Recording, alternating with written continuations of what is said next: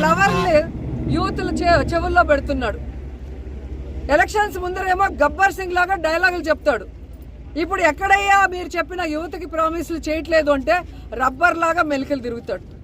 ఈరోజు యువత ఎదుగుతున్నారు. మొన్ననే మీరు చూశారు, డిప్యూటీ సీఎం కనపడటం లేదు అని ఫ్లెక్సీలతో చాలా మంది తిరుగుతున్నారు.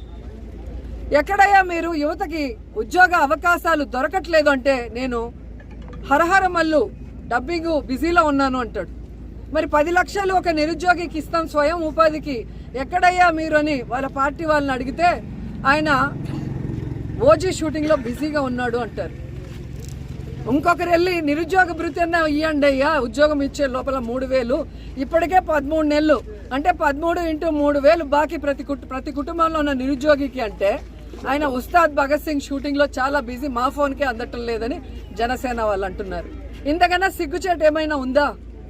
సో సూటిగా చెప్తున్నాం చంద్రబాబు నాయుడు గారికి, పవన్ కళ్యాణ్కి, లోకేష్కి, ఈ రాష్ట్రంలో ఉన్న నిరుద్యోగుల ఓట్లు వేసుకొని వాళ్ళను మోసం చేస్తే ఎవరు ఊరుకునే పరిస్థితి లేదు. వెంటనే ఈరోజు వాళ్ళకి ఉద్యోగ అవకాశాలు కల్పించాలి.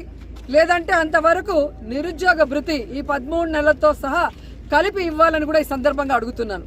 ఎందుకంటే ఈ రాష్ట్రం డబ్బులతో చంద్రబాబు నాయుడు ఒక హెలికాప్టర్ స్పెషల్ ఫ్లైట్, అలాగే పవన్ కళ్యాణ్ ఒక స్పెషల్ ఫ్లైట్, లోకేష్ ఒక స్పెషల్ ఫ్లైట్ కొనుక్కుంటాడు, మళ్ళీ అందరికీ కలిసి స్పెషల్ హెలికాప్టర్లు.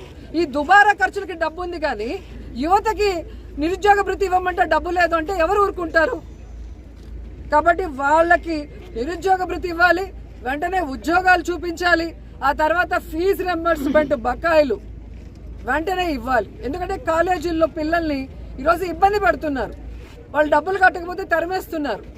ఈరోజు వాళ్ళు చదువుకోకుండా ఇళ్లల్లో కూర్చుంటే వాళ్ళ కుటుంబాలు ఎలా బాగుపడతాయన్న ఆలోచన వీళ్ళకి లేదని నేను ప్రశ్నిస్తున్నా.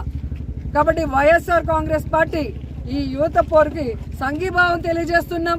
యువతకు ఉద్యోగాలు, నిరుద్యోగ భృతి వచ్చేంత వరకు, అలాగే చదువుకుంటున్న పిల్లలకి ఫీజు రియంబర్స్మెంట్ వచ్చేంత వరకు పోరాడుతూనే ఉంటామని కూడా తెలియజేసుకుంటున్నాం.